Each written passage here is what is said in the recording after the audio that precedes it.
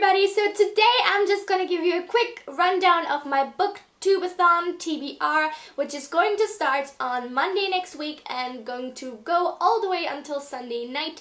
So I'm really excited. I already took part last year as well. It was so much fun and I actually did way better than I originally anticipated. So I'm hoping that this year it's gonna go just as well. Cross your fingers. It's definitely not going to be easy because this year's challenges I think are a lot tougher than last year's, but we'll see. Especially I will try also to do the video challenges, which I'll link the original video down below if you guys don't know any of the details. They'll be there, you know, so I don't have to reiterate everything.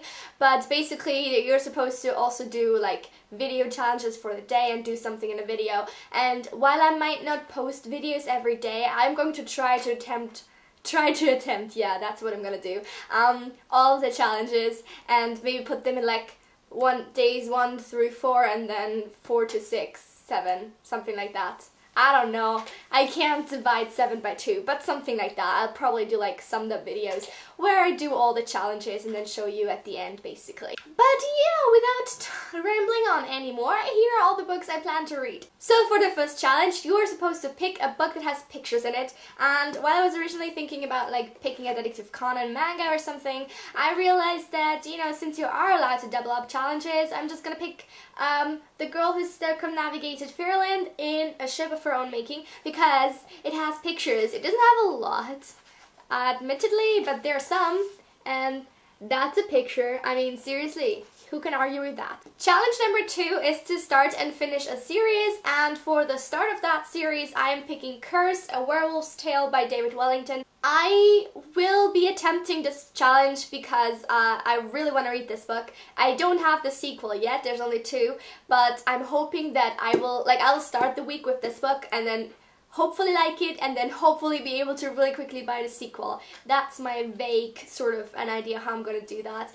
Probably not gonna work out the way I wanted to because my plans never turn out the way I planned them to be, but whatever, I'm gonna still try. And yeah, I'm gonna read this. Just to quickly remind you, this book is about a girl who is bitten by a werewolf and then turns into a werewolf and then hunts down the guy who turned her, essentially. So it does sound pretty cool and I'm excited to read this now for the Booktube-A-Thon.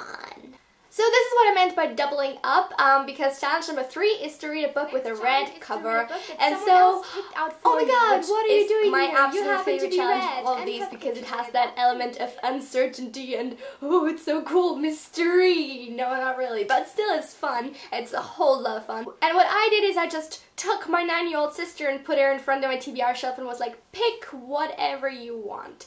And then I whispered to her, please don't make it one of the Game of Thrones books. The book she ended up picking is The Other Typist by Suzanne Rendell, which is perfect because I've been wanting to read this for a long time now, and that should be fun. This is set in 1924, and it's about like a new typist that arrives at like a police station or something like that. It's supposed to be kind of really cool. A friend of mine recommended this to me, and she always gives me the best recommendations for books that really fuck with your head, and she said this was one of them, so I'm excited. Next, you're also supposed to decide which genre you have read the least books of this year and then pick a book from exactly that genre. And because I have not read a single non-fiction book this year, I'm picking Goldkinder by Thomas Druyen, which again means golden children, and it's about his like struggles with being really rich.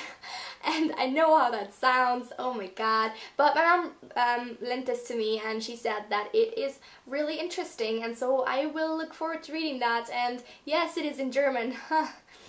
I don't like German. I don't wanna, but I'm still gonna do it because it's a challenge, and that's the biggest challenge for me, is read a book in a language that you desperately hate. You are also supposed to read a book that has been turned into a movie and then subsequently watch said movie, and so for this I'm picking Life of Pi by Jan Martel, a book and movie which I've wanted to read and watch for a very long time, and I feel like that's what the Booktube-A-Thon for me is about. It's just like cramming books in there that I've been planning to read, but for some reason haven't had the proper motivation to read. And then the last challenge is not a challenge that's specific to a certain type of book, but it's just to read 7 books over the course of the week and or 300 pages a day. Now let's see, how many books do I have? I have 1, 2, 3, 4, 5. So far 5. If I add the sequel to Curse, which I'm hopefully gonna get my hands on, it's 6. And then I have my backup book, which is Trudy Canavan's The Magician's Apprentice, which I'm definitely not going to finish because these take a very long time to read. It's like 700 pages. I don't know, why did I pick this book?